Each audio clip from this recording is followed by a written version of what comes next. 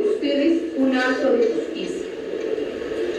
Los hechos atribuidos al acusado y que ya han sido detallados y han sido escritos se subsumen dentro del tipo penal de robo agravado, ilícito previsto y penado en el artículo 188 y en el inciso cuarto del primer párrafo del artículo 189 del Código Penal. El cúmulo de pruebas desarrolladas en la audiencia conforme a los principios que informan en este nuevo proceso penal acreditan la responsabilidad del procesado, acreditan que éste, actuando con colaboración de Jan Zacarías Medina, ambos actuando en superioridad numérica, redujeron al agraviado y luego de anular su capacidad de resistir, le sustraen ilegítimamente sus pertenencias. Por esta razón, señor, en cuanto a la pena, en aplicación de las normas previstas en el Código Penal, artículo 45 y 46, corresponde al procesado la pena de 12 años de privación de la libertad. En cuanto a la reparación civil, para el cálculo de la pena, se ha tomado en cuenta, señores, que no ha existido confesión sincera. Se ha tomado en cuenta también las circunstancias de cómo se desarrolló el hecho, la gravedad de las lesiones inferidas al agraviado por ser innecesarias, ya estaba reducido. Hablamos de un joven delgado, pequeño, de menos envergadura física de los procesados. Se ha tomado en cuenta también el grado de educación y las circunstancias personales del acusado, hecho que lo posibilita a determinarse conforme a la norma. Por eso se ha calculado la pena en 12 años de privación de la libertad. Señores, en cuanto a la reparación civil, debemos tener en cuenta que el daño patrimonial ocasionado al agraviado ha sido calculado conforme al perjuicio sufrido por la pérdida del dinero, los 250 nuevos soles. El perjuicio económico ocasionado derivado de las lesiones que fueron inferidas, lo que ha determinado que tenga que recuperar su salud, ha sido calculado teniendo en cuenta los días que no pudo trabajar conforme al descanso médico que se le fue prescrito en el reconocimiento médico legal, así como se ha tenido en cuenta el daño moral que ha recibido. Se transformó. El señor ya no vive en esta ciudad. Con estas consideraciones, conforme al artículo 93 del Código Penal, este despacho ha calculado como razonable el monto como pago de reparación civil, la suma de 400 nuevos soles. Eso es todo. Elaboro de la defensa por el asesoramiento penal. Ya, a ver, vamos a analizarlo, pero vamos a retroceder porque vamos a hablar de... ¿Qué cantidad de público vía transeúntes no había cobrado? De tal manera, Perdón, señor magistrado, tranquilamente, no fue ayudado. Transeúntes habían variados.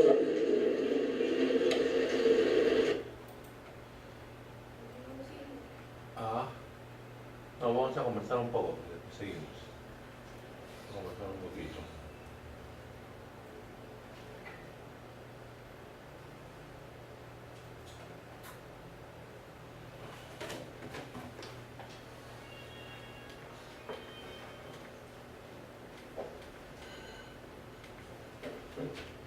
Ya, un alegato de clausura, ¿no? Se supone que el juicio oral tiene fases. La fase inicial presenta su caso el señor fiscal, inmediatamente el director de debate, si son tres o si no el juez del juzgado unipersonal, le va a consultar al acusado, ¿no? Está de acuerdo con la acusación, con la pena, con la reparación civil, converse con su abogado, si quieren consulten ustedes con el fiscal, y eso se llama el instituto de la conformidad del acusado con la acusación o la conclusión anticipada del debate. La diferencia entre la ley 28122 que está vigente en Lima Norte, Lima Sur, Callao y 4 distritos judiciales más donde no hay reforma, con el Código Procesal Penal, es que en la ley 28122 no se permite que converse el fiscal con el acusado y su defensor para ver el tema de la pena. En la ley 28122 se supone que ahí el fiscal va a plantear la pena y el acusado tendría que estar de acuerdo. En todo caso tendría la posibilidad de hacer un alegato para decir qué atenuantes hay, qué es lo que espera de la sanción. Ahora, ahí lo que se pediría sería lo que se llama una sentencia conformada. Cuando se trata de una terminación anticipada del proceso, durante la investigación preparatoria, si el juez aprueba el acuerdo entre el fiscal, imputado y defensor, es una sentencia anticipada. Sentencia anticipada durante la investigación preparatoria, lo máximo que se puede rebajar es una sexta parte. O sea, pena abstracta, pena básica, pena concreta. Tenemos un acuerdo plenario jurisdiccional de la Suprema, que es el 2-2008, que establece los pasos para recorrer la determinación judicial de la pena. Primero, mínimo legal, máximo legal, se llama pena abstracta, la que está en el código, por ejemplo, robo agravado, 12 a 20. De ahí pena básica, artículos 45 y 46 del Código Penal. Por ejemplo, en el 45 tenemos 3 requisitos. Uno de ellos dice la coculpabilidad del Estado en la comisión de delitos por no haber creado condiciones culturales, sociales, económicas, pero ahí se está jugando siempre del mínimo al máximo, de 12 a 20 si es robo agravado. De ahí viene el 46, también igual, se está jugando del mínimo legal al máximo legal 11 factores. Por ejemplo, naturaleza del delito, formas, circunstancias, condiciones personales, reparación espontánea. Igual estamos jugando del mínimo legal al máximo legal, se llama pena básica. Y de ahí viene lo que se llama la pena concreta, y ahí estamos hablando de la parte general del Código Penal. Ahí van a haber atenuantes, pueden haber agravantes, o sea, cuando son ambas se llama concurrencia y circunstancias mixtas. Atenuantes, responsabilidad restringida por la edad, de 18 a 21, más de 65, tentativa, complicidad secundaria, agravantes, pluralidad de agraviados, delito masa, se le agregaría un tercio más, por ejemplo, ¿no? O funcionario público también, salvo que esté contenido en la propia disposición, es agravante. Entonces ahí estamos en la pena base. Casi todo lo que va a significar la agravación de la pena son temas penales sustantivos. Y ahí puede entrar el tema procesal. O sea, no le intervinieron en flagrancia, aportó información para que se esclarezcan los hechos, entonces la reducción de 1/3 de esa pena concreta, por confesión. Encima, se hizo durante la investigación preparatoria la reducción hasta 1/6 parte de esa pena concreta. ¿Cómo se llama? Sentencia anticipada. Si es al comienzo del juicio oral, aunque haya negociación, fiscal, acusado, defensor, lo máximo que se puede rebajar es 1/7 parte, por una cuestión de coherencia. O sea, si tú durante la investigación preparatoria te allanaste a la acusación del fiscal por adhesión, estás evitando el Estado ¿qué? Investigación preparatoria y etapa intermedia. Pero si recién lo haces al comienzo del juicio oral, ya terminó la investigación preparatoria, ya terminó la etapa intermedia, ¿por qué el derecho penal premial, el incentivo va a ser mayor? Tiene que ser menor. Y eso ha merecido 2 acuerdos plenarios penales de la Corte Suprema, 2 jurisprudencias vinculatorias, que así se llaman, conclusión anticipada del debate. ¿Ya? Entonces eso es lo primero que pasa. Sentencia al comienzo, en la fase inicial, presentación del alegato de apertura, la teoría del caso, el fiscal, de repente el acusado y su abogado dicen, no, no me acojo, continúa el juicio. Dice, sí me acojo, en todos los términos, no solamente respecto al hecho, vamos a discutir la reparación civil. Solo respecto al hecho, no a la pena, vamos a discutir la pena, podemos actuar pruebas por el tema de la pena. Así es raro que eso pase, normalmente es todo, la adhesión es a todo. Entonces, consenso. Y entonces ahí, si dice que quiere juicio oral, vamos a hacer juicio oral. O sea, tiene el derecho de que haya juicio oral. ¿Quién decide? La persona procesada con su abogado. Los jueces no pueden quitarle el derecho al juicio oral. ¿Tiene derecho a juicio oral? El señor abogado haga su alegato de apertura. Y de ahí viene la fase probatoria. En el código se prevé que quien primero tendría que ser interrogado sería el acusado, si es que quiere declarar. La cláusula de no autoincriminación. Si no quiere declarar en ese momento, puede hacerlo cuando quiera. Si no quiere declarar y declaró durante la investigación preparatoria, va a pasar lo siguiente.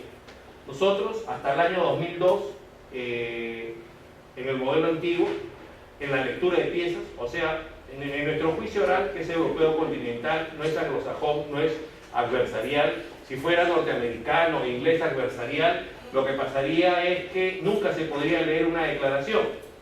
Porque en los modelos anglosajones toda la prueba personal es de cara al juez, por inmediación, contra interrogatorios, pero en el modelo nuestro sí. Primero hay que tratar de tomar las declaraciones de testigos y peritos, la prueba personal, para que estén de cara al juez, los jueces escuchemos interrogatorios, contra interrogatorios, hagamos alguna pregunta, bajo la sana crítica formamos comisión. Pero ¿qué si el testigo se muere?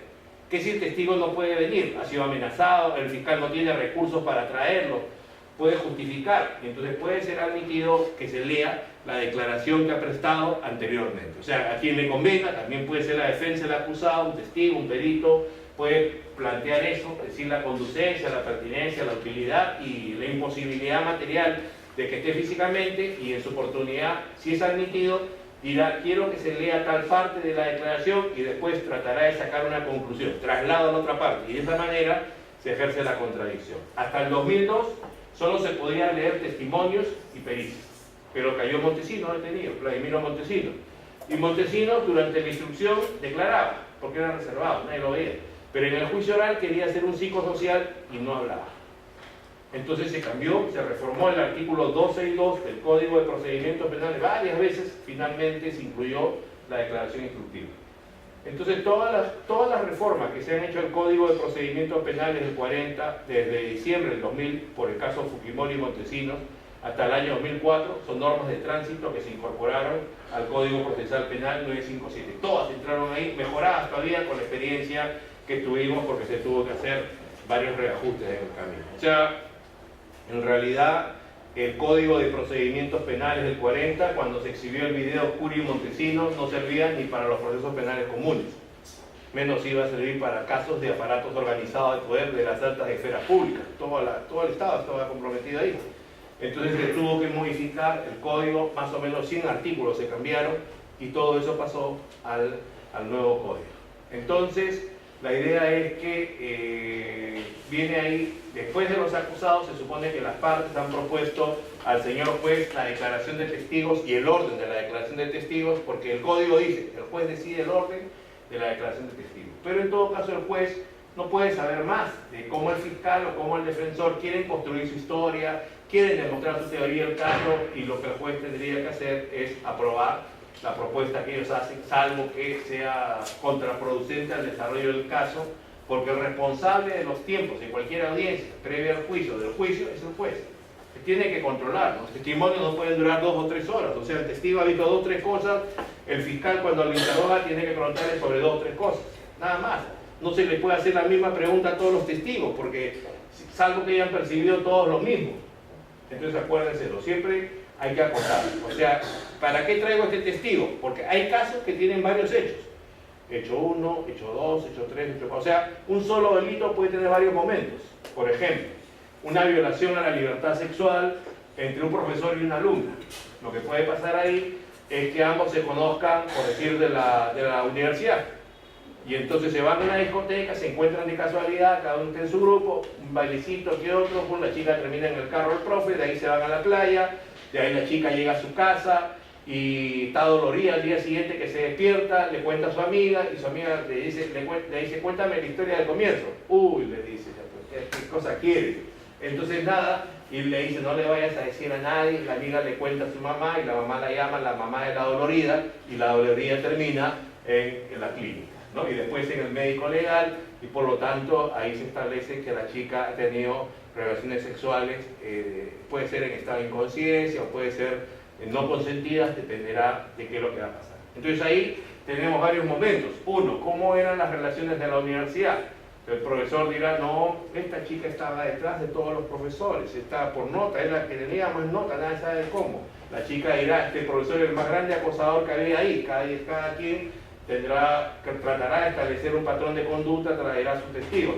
En la discoteca, la defensa del acusado querrá continuar con esa historia y dirá, estaba con sus amigos y la chica se acercó todo el tiempo y le decía, me invitas un trago, bailamos, esto, el otro, salieron besándose en la cámara de seguridad, o también lo contrario, la chica dirá, estaba con mis amigos y el profesor a cada rato se acercaba, intentaba, yo no quería, en fin, ¿no? Entonces, la playa, tendremos ahí a los vigilantes de la playa, cómo entraron, cuánto tiempo estuvieron, si el carro se movía solo o no, en fin, si estaba lleno de vapor, no sé, no esa cosa que pasa, que dice la gente. Entonces el asunto está que de pronto sale el carro, llegan a la casa de la chica a las 5 de la mañana y siempre hay algunos vecinos que están atentos a la llegada de los parroquianos en su casa, que observan todo y miran cómo se despide la chica de su profesor con un beso en la boca. Entonces el profesor citará como testigo a esa vecina que es tan colaboradora, que siempre está atenta a todo lo que pasa en la vecindad, porque con eso que demostrará, si ha sido ninguna violada se despide de esa manera, ¿se entiende? ¿No? Con besito en la boca y toda la vaina, ¿no? Entonces eso, se supone que, fíjense, hecho 1, sus pruebas, hecho 2, sus pruebas, hecho 3, la chica fue a la clínica, 8-4, hay que los médicos que la han examinado digan si efectivamente pudo ser objeto de una violación o no se puede establecer, sí, que tiene relaciones, sí, tiene relación antigua, pero no tiene ningún indicio de que pueda ser víctima de una agresión. Está maravilloso, doctor, usted no necesita eso realmente. Va a salir al espectáculo, la doctora parece, ¿no? Como las artistas, está terminando el último retoque. ¿La va a venir a recoger el novio, doctora? ¿Quién como usted, doctora? Pero cada quien recibe lo que se merece realmente, ¿no? A veces la vida es injusta. Yo no creo que Dios se equivoque, pero no aplica el principio de proporcionalidad. Bueno, entonces estamos hablando nosotros del alegato de clausura, ¿no? La teoría del caso, credibilidad y argumentatividad, ¿no? ¿Qué tal la fiscal? ¿Qué les pareció? Se supone que en un alegato de clausura, conclusiones, coherencia lógica, prueba indiciaria, prueba directa, valor probatorio, concesiones, hechos no controvertidos, suficiencia jurídica y derecho. Y bueno, la estructura, ¿no? Cómo puede ser temática, o sea, desde el comienzo hasta el final para que se entienda la historia, y la idea es que el alegato sea como la sentencia que queremos que el juez en su oportunidad pronuncie. ¿Qué les pareció a la fiscal? ¿Se ajustó eso? Sí, pero muy largo, ¿no les pareció? Demasiado largo, me parece que repitió muchas veces lo mismo, o sea, estaba un poco nerviosa, quería hacer las cosas bien. Es que también es un tema de practicar, ¿no? De experiencia, o sea, uno tiene que sintetizar. Se pidió un receso de unos minutos, pero creo que más fue para el baño que para organizar lo que tenía que decir. Claro, arrancó, no vieron cómo se paró y se fue corriendo, no creo que haya sido a paso de alegato, ¿no? Entonces nadie hace eso por un alegato, ¿no? Entonces, conclusión, el asunto está que creo que eso faltó, ¿no? O sea, uno tiene que pensar, ya tienes todo en la cabeza, conoces el caso, has estado desde el comienzo, pero ¿cómo hago para plantear las cosas de tal manera? Porque ¿para qué le voy a contar a los jueces lo que los jueces han visto? Todos hemos estado viendo la misma película. Jueces, fiscal, defensor, hemos escuchado todos los interrogatorios. Lo que yo tengo que hacer es interpretar y sacar conclusiones desde mi punto de vista para demostrar mi teoría del caso. Pero breve, ¿no? O sea, ¿por qué pesa más la declaración de un testigo que otro? ¿Por qué el mío? ¿Por qué no el otro? ¿Por qué se refutó? Acuérdense siempre, cualquier información que yo le quiera proveer al juez en audiencias previas o en el juicio, siempre tiene que ser sobre la base de conocimientos científicos técnicos, reglas de la experiencia, reglas de la lógica. Acuérdense, o sea, si yo voy a plantear al juez que se demostró que la huella dactilar que había en el auto era de mi cliente, a pesar de que mi cliente ha negado estar en el secuestro, y lo han condenado porque encontraron una huella dactilar de él dentro del vehículo y porque inicialmente la persona secuestrada dijo que él estuvo ahí, entonces él está negando, una sola vez fue la agraviada, la policía con fiscal, pero ya no fue a la instrucción, ya no fue al juicio. En el código, en el nuevo modelo, igual ya no quiso ampliar declaración de investigación preparatoria, no fue al juicio. Entonces se puede condenar a una persona solo por la sindicación inicial de la agraviada, y porque un señor de la policía dice que la huella dactilar que aparece en el carro es de él. Entonces lo que tendríamos que preguntarnos es, ¿tan fiable es esa pericia dactiloscópica? ¿Qué método se ha utilizado para llegar a esa conclusión? Cuando se tomó la muestra no podía haber alguna conclusión, o sea, no hay un ánimo perverso de parte de los peritos de hacer alguna imputación falsa. Tu cliente tiene antecedentes, la policía antes ha intervenido, o sea, tienes que ver varias cosas ahí. Tendría que demostrarte la fiscalía en todo caso por qué esa pericia dactiloscópica ha sido de tal manera que es racional y que está exenta de fallas. Si no, mandas a alguien a la cárcel. ¿Me entiendes? Entonces, eso, yo como abogado de defensor, yo si fuera fiscal tengo que preguntar, prepararme, demostrar, pero si fuera defensa empezaría a averiguar qué dicen los libros de academia sobre dactiloscopía, los manuales de criminalística, cómo ha sido en otros casos, se siguió el mismo procedimiento, no faltaban más muestras, eran muy pocas muestras, la posibilidad que se pueda haber contaminado porque había varios pasajeros era alta, el vehículo estuvo expuesto a que se pueda contaminar con el medio ambiente, eso también puede afectar la calidad de las huellas. ¿Cuántos años tiene como pedirle al señor que ha hecho esa pericia? Ha cometido algunos errores, está condenado, alguna vez lo han condenado, tiene medida disciplinaria de sustitución, o sea, el tema de la acreditación o desacreditación. ¿Qué les parece lo de la amiga fiscal, su alegato de clausura? ¿Se pudo hacer más corto? ¿No? Se supone que era, la idea era así, cronológico, ¿no? Del comienzo hasta el final, lo que se produjo en el juicio oral, puras conclusiones, coherencia lógica. ¿Qué les pareció sobre ese tema? Coherencia lógica. O sea, acá la idea era que el agraviado, que no se aparecía en el juicio, estaba caminando y la tesis de defensa de este señor es que hubo un incidente porque estaba con su novia, le faltaron el respeto a la novia, hubo una bronca, nunca robaron nada y sin embargo le están haciendo una imputación falsa. El asunto es que eran dos acusados y el otro está muerto. Solamente queda este acusado. Entonces, después vamos a ver el interrogatorio a la tía del agraviado, que se lleva para acreditar la persistencia, que el agraviado tiene trabajo, tiene recursos y que era posible que se pueda haber comprado el celular que fue objeto de la sustracción. O sea, la idea es que, al igual que cuando tú ves una sentencia, si está bien hecha la sentencia, no necesitas leer el expediente. Si tú escuchas un buen alegato de clausura, no necesitas saber qué pasó en el caso, o sea, haber estado atento a todo el juicio oral, porque te van a dar un comprimido de todo el juicio oral. Eso pasó acá, nos enteramos de qué prueba se produjo en el juicio oral con el alegato de la fiscal. ¿Qué prueba se produjo? La declaración de la tía preliminar del agraviado porque no ha ido al juicio, del policía, médico legista. ¿Hubo lesiones de quién? ¿Del agraviado o del acusado? ¿Me entiendes? O sea, ese es el asunto, ¿ok? O sea, la idea es organizar bien la información y capacidad de síntesis. Vamos a hablar ahora de interrogatorio directo. Vamos a hablar de algunas recomendaciones que se tienen que utilizar, qué es, y después vamos a ver un interrogatorio directo del mismo caso, ¿ya?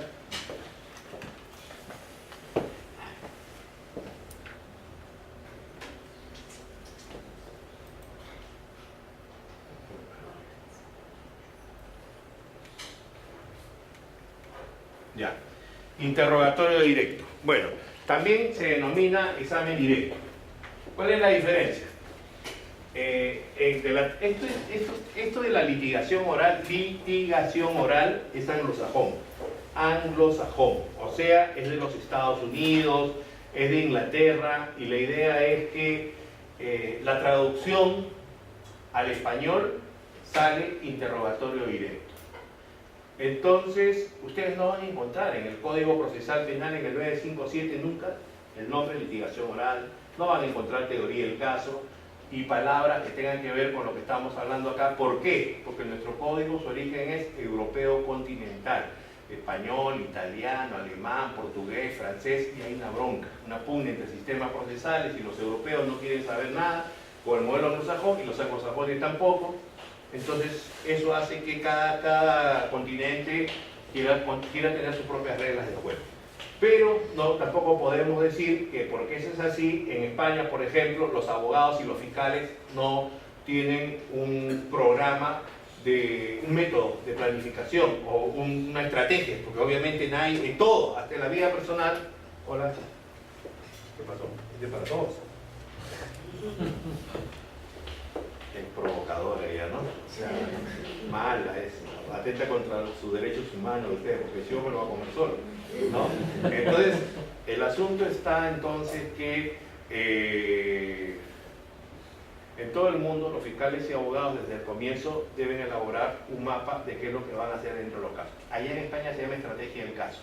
Nosotros le llamamos, en el sistema anglosajón, teoría del caso. Pero igual los componentes tienen que ser lo mismo, todo surge de la teoría jurídica, proposiciones fácticas y pruebas. Más o menos es así. Una hoja de papel, le pongo 3 rayas verticales. 1, 2 y 3 y me van a quedar 4 espacios. Entonces, si a mí me roban, ¿no es cierto? Me roban mi maleta saliendo de acá a 10 de la noche, lo que yo voy a hacer es una denuncia a la fiscalía. La fiscalía lo que va a hacer es en el primer espacio una reseña de mi denuncia. eran las 10 de la noche, le diré, caminaba con mi maleta, vinieron 3 sujetos, sacaron un cuchillo, me dijeron tírate al piso, me tiré al piso y se llevaron la maleta. Entonces la policía al toque va a decir, teoría jurídica, 188 y 189 del Código Penal, robo agravado, se dieron los 4 elementos, sustracción, apoderamiento, ejercicio de violencia, despojo de cosa mueble, con las agravantes, horas de la noche, pluralidad de imputados, uso de arma blanca. Teoría jurídica. Y de ahí pasamos al siguiente recuadro, que sería proposiciones fácticas. Va el primer elemento del robo agravado, el segundo recuadro es sustracción. Entonces la proposición fáctica que yo le voy a ofertar al juez demostrar es que Juan le quitó la maleta a Neira. De ahí me voy a pasar al siguiente espacio, que es la prueba. ¿Cómo lo voy a probar? Con la declaración de la agraviado Neira en el juicio oral. De ahí voy a regresar al segundo espacio, al recuadro. ¿Qué tengo que acreditar? Apoderamiento, poder de disposición de la cosa por parte del imputado. Paso al tercer espacio. ¿Qué le voy a proponer al juez como hecho? Acreditar que Juan se quedó 3 horas con la maleta de Neira. ¿Cómo lo voy a demostrar? Con la declaración del policía que recuperó la maleta de Neira 3 horas después de los hechos. Después regreso al segundo espacio, la teoría jurídica. ¿Qué tengo que acreditar? Violencia o amenaza. Entonces Juan le rompió la nariz a Neira, que es lo que yo voy a probar en mi proposición fáctica. ¿Cómo lo voy a demostrar? Con el informe oral del médico legista en el juicio. Esa es una teoría del caso. Desde el otro lado, el abogado seguramente hará uno para que falte algún elemento o que no hay responsabilidad para archivar el caso. ¿Ok? Entonces la idea es que la traducción, les decía yo, del inglés al español hace que sea interrogatorio directo. Sin embargo, cuando uno tiene al frente un testigo, no se va a limitar solo a preguntas y respuestas. También podría ser que al testigo le digamos que haga un reconocimiento de cosas o de personas. Entonces en Chile, el Centro de Estudio de Justicia de las Américas considera que el nombre más adecuado, el nombre exacto es examen directo. Entonces ya saben, a veces lo utilizamos indistintamente, pero si se dice examen directo es porque comprendería la posibilidad que se haga también en todo acto procesal. ¿Ya? ¿Para qué se hace un interrogatorio o un examen directo? Para establecer todos los elementos de lo que se quiere probar. O sea, voy a traer un testigo para probar determinados hechos. Ese testimonio tiene que ser creíble y después tiene que ser escuchado. Ahora vamos a ir explicando cada uno de estos. Estas son reglas que se utilizan cuando se interroga a tu testigo. Un interrogatorio directo es el que le vas a hacer al testigo que tú has traído, para acreditar alguna o todas las proposiciones fácticas. Si hay uno solo que percibió todos los hechos, le vas a hacer varias preguntas para demostrar eso. ¿Cuál es el primer mandamiento? La primera recomendación: acreditar al testigo. Acreditar al testigo. ¿Qué cosa es acreditar al testigo? Acreditar al testigo es humanizar al juez con el testigo, es predisponer que el juez crea lo que el testigo dice. Ejemplo, ¿cómo se llama, señor? Juan. ¿A qué se dedica? Soy mecánico. ¿Hace cuántos años? Hace 30 años. Su estado civil, casado. ¿Tiene hijos? 5. ¿Qué edades tiene? Bueno, hay uno que tiene 26, es ingeniero, el que tiene 25 es médico, el que tiene 24 es abogado, el que tiene 23 es profesor universitario y el que tiene 22 es biólogo. ¿Podría decir que vio usted sobre los hechos? Entonces, dígame, una persona que es tan buen padre, que ha logrado que sus hijos tengan determinada profesión, a pesar de ser mecánico, ¿gozará de la credibilidad de un juez? O sea, tampoco tienes que tener maestría y doctorado. O sea, la idea es que el juez diga, o sea, que este es un buen hombre, ¿por qué va a tener que venir a mentir? Está viniendo aquí el tema de acreditación. O también, a veces a los jueces no les gusta mucho esta información al comienzo, porque el código dice que el juez preguntará a las generales de ley. Entonces tú lo que puedes hacer es en varios momentos. Ejemplo, un policía. ¿Cómo se llama, señor? Juan. ¿Qué hace? Soy policía. ¿Qué grado tiene? Subalterno. ¿Dónde trabaja? Trabajo en la Dirección de Investigación Criminal. ¿Qué hace todos los días? Estoy de civil y atrapo ladrones. Perfecto. ¿Qué sabe usted sobre los hechos? Bueno, estaba en la intersección de Iraoka, o sea, Emancipación con Abancay. Eran las 12 del día cuando de pronto vi que un muchacho estaba siendo perseguido. La señora gritaba ladrón y corrí detrás de él. ¿Qué más? Porque se supone que yo soy el fiscal, yo soy el que está haciendo las preguntas y tampoco voy a permitir que se mande un rollo de 3 o 4 minutos porque los jueces se me quedan dormidos. O sea, las respuestas no deben ser narrativas. O sea, yo como fiscal, yo interrogo. Yo soy solo el director de la película. El principal protagonista de la película es el testigo. ¿En quién tienen que focalizar la mirada los jueces? Es en el testigo. ¿A quién tienen que escuchar los jueces? Es al testigo. Por lo tanto, yo tengo que saber que las preguntas que le da el testigo permitan que el testigo se explaye y le provean la información a los jueces. Por eso vamos a ver que las preguntas tienen que ser abiertas. Nunca pueden ser preguntas sugestivas. Las preguntas abiertas se reconocen por la primera palabra con que empiezan. ¿Qué, cómo, cuándo, dónde, indique, narre, detalle, cualquier pregunta que nos